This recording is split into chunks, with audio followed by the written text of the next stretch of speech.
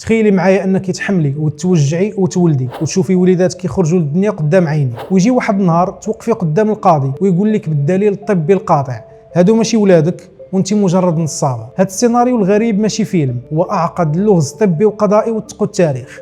والضحيه ديالو كانت سيده امريكيه عاشت كابوس حقيقي بسبب تحليل حمض نووي الADN غيكذب عينيها وكذب حتى الاطباء اللي ولدوها. القصه بدات سنه 2002 في ولايه واشنطن، فالسيده سميتها ليديا فيرتشايد مشات كطالب بمساعدات اجتماعيه لولادها. الاجراء القانوني الروتيني كان هو دير تحليلات الحمض النووي الADN باش تثبت النسب ديالها لهاد الدراري. وباش نوضح الصوره شويه، اشنا هو هذا الADN اللي هو ببساطه الحمض النووي، ودير بحال شي كارت ميموار ولا بطاقه تعريف بيولوجيه مخبيه في كاع الخلايا ديال الجسم ديالنا. هاد البصمه فيها واحد الشفره اللي كتحدد شكون حنا بالضبط، كنتوارثوها من والدينا. علميا مستحيل تلقى جوج ديال الناس في العالم عندهم نفس الADN، من غير في بعض الحالات ديال التوائم، كيف ما مستحيل تلقى شخص واحد كيحمل جوج ديال الADN. وهذا الشيء اللي كيخليه الدليل القاطع رقم واحد في المحاكم اثبات الابوه او الامومه. وباش نرجعوا للقصه ديالنا، من بعد ايام من التحليل خرجت النتيجه اللي غتقلب حياه ليديا للجحيم. التحليل كيأكد 100% باللي هذوك الدراري ماشي ولادها بيولوجيا، وباللي ما كاين حتى شي رابط جيني بيناتهم. السلطات ما غتسوقش لهضرتها ولا البكا ديالها، وغيتهموها بالاحتيال وتزوير الاوراق. النيابه العامه حطت الدوسي ديالها فوق من الطبله وطالبات باش يسحبوا ليها ولادها ويصيفطوها للحبس. هذه القصه غادي تزيد تعقد فاش ليديا كانت حامله بالولد الثالث. القاضي اللي ما بغاش يتيقها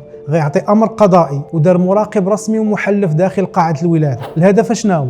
كان هو ياخذوا عينه من الدم ديال الدري والدم ديال ليديا في الثانيه اللي غيخرج فيها هاد الدري للدنيا. الدري غيتزاد. اتخذت العينات قدام المراقب، وفاش مشاو للمختبر النتيجه طلعت لهم ايرور. التحاليل غتقول لهم عاوتاني باللي ليديا ماشي هي الام البيولوجي ديال هاد الدري اللي يلاه خرج من كرشها قدام الشهود. هاد اللغز الغريب ما غيتفك حتى غيتدخل المحامي ديالها وبدا كيقلب في السجلات الطبيه النادره. هنا الاطباء غيديروا تحاليل معمقه لليديا وغيكتشفوا المعلومه اللي غتصدموا. ليديا كتعاني من واحد الظاهره علميه نادره كتسمى الكيميرا البشريه. التفسير العلمي ديال هذه المعجزه هو ان ليديا فاش كانت جنين في كرش امها ما كانتش بوحدها، ولكن كانت توأم ديال جوج بويضات مخصبات.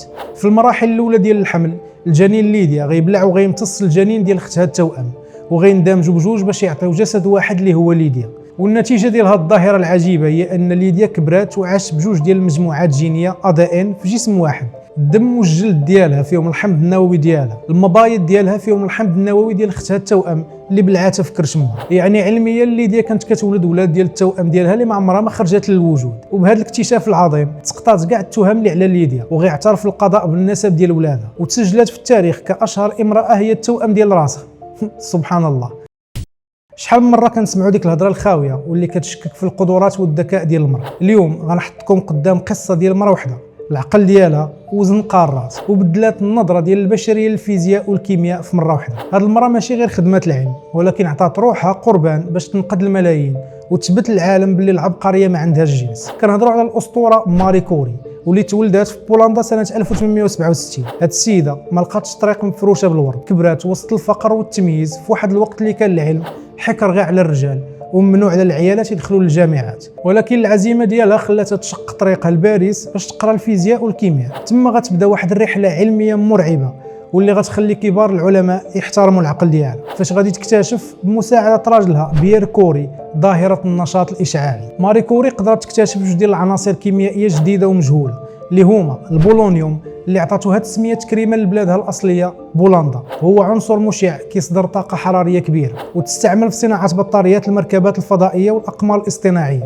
واخا كيتعتبر اليوم من اخطر السموم الاشعاعيه والقاتله في العالم. الراديوم العنصر السحري اللي كيضوي بوحده في الظلام واللي غيولي من بعد هو السلاح الاول والاساس في العالم لمحاربه الاورام السرطانيه. هذا الانجاز منحها الجائزه الاغلى في العالم باش تولي اول امراه في التاريخ كتاخذ جائزة نوبل. وغنزيد نصدمكم ونوريكم العبقرية ديالها. هذه راه الإنسانة الوحيدة في كوكب الأرض لا من الرجال ولا من النساء اللي قدرت تاخذ جوج ديال جوائز نوبل في جوج ديال المجالات علمية مختلفة، الفيزياء سنة 1903 والكيمياء سنة 1911. هذه السيدة ما كانتش كتقلب على الفلوس وعلى الشهرة، ولكن سخرت هذه الاكتشافات للخدمة الإنسانية وتحديدا في ابتكار العلاج الإشعاعي اللي كيحارب أشرس الأمراض بحال السرطان. وزيد على هذا الشيء فاش ناضت الحرب العالمية الأولى ماري ما بقاتش مخبيه في المختبر ديالها، ولكن هبطت بنفسها لساحه المعركه. هاد السيده صوبات وطورات اول سياره اسعاف فيها اجهزه اشعه اكس متنقله وتسمات بكوري الصغيرة. هذا الاختراع خلى الأطباء يجبدوا الشظايا من أجسام الجنود بدقة، وغينقذ أكثر من مليون شخص من بطر الأطراف ديالها. ولكن ماري كوري غتدفع الثمن غالي بزاف، حيت هذوك الإشعاعات اللي اكتشفات وعالجات بهم الناس هما نيت اللي غينخروا الجسد ديالها وغيتسببوا في الوفاة ديالها سنة 1934. ولكن الصدمة الخايبة هي أن الدفاتر ديالها، حوايجها وحتى كتاب الطبخ ديالها باقيين كيصدروا إشعاعات شديدة الخطورة حتى لهذا النهار. هاد الأدوات محفوظين في مكتبة فرنسا الوطنية في صناديق مبطنة بالرصاص، وإلا بغيتي تقراهم خاصك تلبس لباس واقي وتوقع على ورقة كتحمل فيها مسؤوليتك. ماتت ماري كوري وخلات سميتها محفورة في التاريخ كأعظم رمز للنزاهة، العبقرية وقوة الإرادة. قصة ماري كوري هي أكبر صفعة لأي واحد كيقلل من ذكاء المرأة، وكتبين باللي فاش كتعطاها الفرصة المرأة قادرة على أنها تبدل مسار البشرية.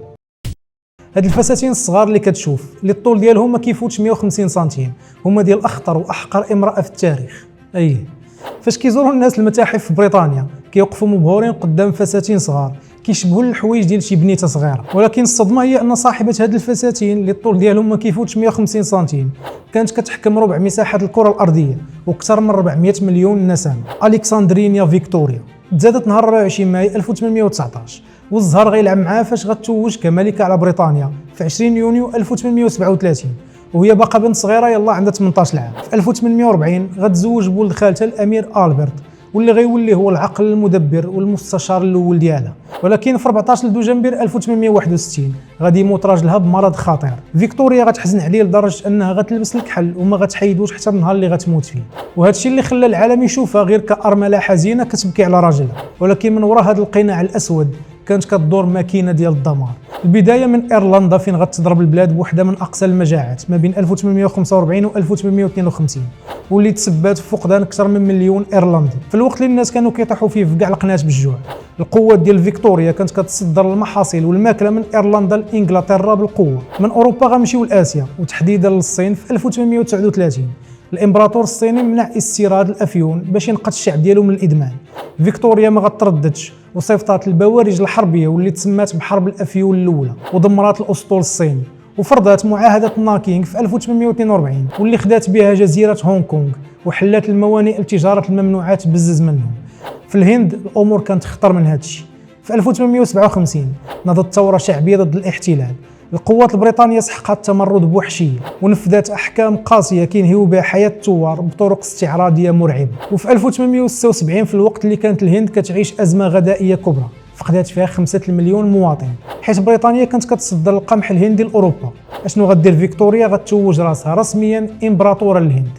ما سوقاش هي فهادشي. والمفارقه الكبيره ان استغلات هذا الضعف باش تاخذ كوهينور واللي كانت اكبر الماسه في العالم ديك الساعه، وزينات بها التاج البريطاني اللي باقي معروض في متاحف لندن حتى اليوم. باش تسيطر بريطانيا على مناجم الذهب والالماس في جنوب افريقيا نوضات حرب البوير ما بين 1899 و 1902، وتم الجيش البريطاني تحت حكم فيكتوريا غيبتكر لاول مره في التاريخ الحديث نظام المخيمات المغلق. جمعوا اكثر من 100 ألف مدني وفقدوا اكثر من 26 ألف من العيالات والدراري الصغار بسبب هذا الجوع والامراض.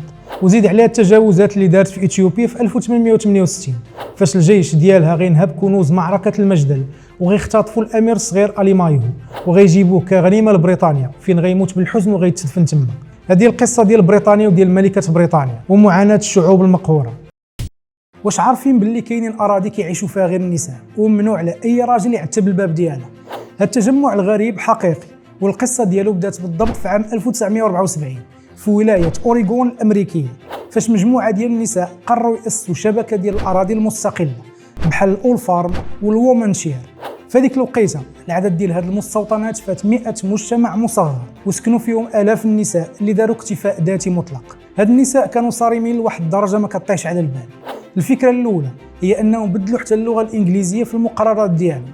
كلمه نساء وومن حيدوا منها الحروف ديال مان واللي كتعني الرجال وردوها كتكتب بحال هذا الشكل باش يمسحوا اي اثر للذكور حتى في الحروف والهضره.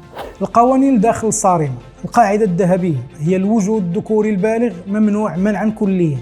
الا شي وحده تزوجات براجل كيتسحب منها الانتماء وكتطرد.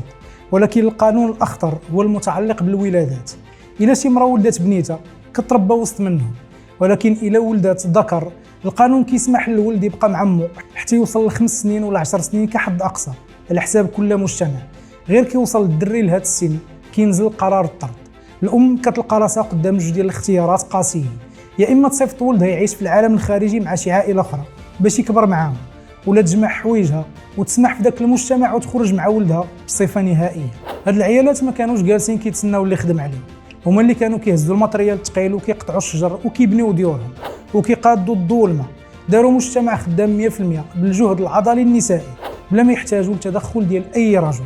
واخا اليوم العدد ديالهم قل بزاف حيت الاغلبيه ديال المؤسسات شرفوا، الا ان هذه الاراضي باقا موجوده حتى لدابا ومسجله قانونيا في امريكا كاراضي استئمانيه للنساء فقط، وكتبين لاي درجه يقدر يوصل الانعزال البشري. لتطبيق فكره واحده، قولوا لي كيفاش جاتكم هذه الفكره؟ فاش كيسد الطب بالبيبان كاملين فوجئ وكيقولوا لك باللي الحاله ديالك ميؤوس منها، واش غتستسلم ولا غتحول الجسد ديالك لمختبر تجارب وغتصنع العلاج بيديك؟ هذه حقيقه واقعيه العالمه صدمات الاوساط الطبيه في العالم، ودارت تجربه علميه ما عمرها ما دارت باش تعتق راسها من واحد من اشرس الاورام اللي كتهدد النساء. الدكتوره بياتا هالاسي، باحثه في جامعه زاغرب كرواتيا، واللي لقات راسها في عام 2020 قدام معركتها الثالثه مع الورم الخبيث في الثدي. الوضعيه هذه المره كان ميؤوس منها، الورم رجع بقوه، قاوم كاع العلاجات التقليديه وتغلغل في العضلات لدرجه ان الاطباء اكدوا لها باللي العمليه الجراحيه ولات مستحيله. فاش عطاوها خيار ترجع لدوامه العلاج الكيميائي واللي قرر لها صحتها، الرفض ديالها كان قطعي. لا، بياتا قررت تاخذ طريق اخرى وتوجهت للمختبر ديالها باش تلعب اخر ورقه لصالحها. وبما انها عالمه متخصصه استغلت هذا العلم وقامت باستزراع جوج ديال السلالات ديال الفيروسات. الاول هو ديال الحصبه بوحمرون، والثاني كيتسمى فيروس التهاب الفم الحويصلي. الخطوه الجريئه اللي غتغير حياتها هي فاش بدات كتحقن هذه الفيروسات بيديها ومباشره في الورم. الهدف ديالها ما كانش عشوائي، ولكن كانت باغا دير صدمه بيولوجيه وتستفز جهاز المناعه ديالها باش يفيق ويهاجم دوك الخلايا المريضه بوحده. على مدار شهرين ديال الحقن النتيجه خلات الاطباء يتبلوكا. الورم بدا كينكمش، والاهم هو انه تفصل على الانسجه والعضلات اللي كان لاصق فيهم، وهذا الشيء اللي خلى العمليه الجراحيه ترجع ممكنه. فاش الاطباء فتحوا حيدوا داك الورم اكتشفوا باللي الخلايا المناعيه دخلت ليه من كاع الجويه وقضات عليه من الداخل بفضل دوك الفيروسات اللي حقنات. هذا الانجاز الطبي الفردي خلى الدكتوره بياتا تعيش حتى لهذا النهار اكثر من 4 سنين بصحه جيده وخاليه تماما من اي اثر للمرض. ولكن واش المجتمع العلمي صفق لها؟ الجواب هو لا. الابحاث ديالها ترفضات من طرف اكثر من 12 مجله علميه مرموقه، حيث البروتوكول العلمي كيمنع ما يسمى بالتجريب الذاتي على البشر. بقات بياتا كتقاتل باش توصل هذا الاكتشاف للعالم حتى لغشت 2024 عاد قدرات انها تنشر الورقه العلميه ديالها في مجله سميتها الفاكسينز، بعد ما طاحت في محرر ما كيخافش قبل يوثق حاله علميه استثنائيه تحدات البروتوكولات الطبيه المتعارف عليها وفتحات باب جديد لعلاج الاورام المستعصيه. ايوا سيدي، راه ما بقى والو يبداو الانتخابات، ولكن واش خبارك باللي العيالات هذه فتره ماشي بالبعيده ما كانش عندهم الحق نهائيا يقربوا لصناديق الاقتراع؟ هي كيف ما كتسمع، هذا الحق اللي كيبان لنا اليوم عادي وطبيعي راه ما تعطاش فابور. كاينه مرة دازت من الجحيم وضحات بحياتها باش النساء اليوم يصوتوا ويقرروا المصير ديالهم. هذه القصه ديال أليس بول، السيده اللي واجهت آلة القمع بوجه مكشوف باش تعطي للمرأة صوت باقي كيتسمع حتى اليوم. باش نفهموا حجم هذه الثوره غنرجعوا لامريكا ديال بدايه القرن العشرين. في ذاك الوقت المرأة كانت كتعتبر مواطنه من الدرجه الثانيه، ما عندهاش الحق تصوت، والسياسه كانت حكر للرجال فقط. الحركات النسائيه اللي كانت قبل من أليس بول كانوا كيناضلوا بلطافه، كيمشيو يزاوقوا في السياسيين باش يعطيوهم شويه ديال الحقوق. ولكن أليس كان عندها راي اخر. هاد السيده تاثرت بالحركه الراديكاليه في بريطانيا ورجعت مقتنعه باللي الحريه ما كتعطاش بالطلبه، الحريه كتخاد بالقوه والضغط. في 1913 هاد السيده الشابه خطفات الاضواء بمسيره ضخمه نهار تنصيب الرئيس الامريكي، ولكن المعركه الحقيقيه غتبدا في 1917. امريكا دخلت في الحرب وأليس وصحاباتها غيوقفوا قدام البيت الابيض وتسموا بالحارسات الصامتات. كانوا واقفين غير بلافتات كيطالبوا بحق التصويت، ولكن في زمن الحرب التظاهر ضد الرئيس كان كيتعتبر خيانه. الرئيس بلاص ما يسمع لهم السلطات غتعتقلهم وغتصيفطهم لواحد من اقصى المعتقلات في امريكا، تما غتبدا المحنه. أليس ردات على الظلم باضراب مفتوح على الماكله، ولكن الرد ديال الحراس كان صعيب. إدارة السجن عزلت أليس بجناح بوحدها باش يضربوا المصداقية ديالها ويقولوا للناس راه فقدات الأهلية ديالها. فاش ما نفعش هذا الشيء طبقوا عليها نظام الإطعام الإجباري. تخيل معايا حراس كيربطوها الكرسي وكيدخلوا لها انبوب من النيفه باش يفرضوا عليها الماكله بالزز 3 مرات في النهار، وهذا الشيء سبب لها اضرار بالغه وكانت كتذوب نهار من مورا نهار، ولكن النور ديال التحدي اللي في عينيها ما قدروش يطفيو. الذروه ديال المأساة كانت في 14 نوفمبر 1917 في هذه الليله السوداء واللي ترفعات فيها الوتيره ديال التهنيف ضد السجينات بشكل غير مسبوق.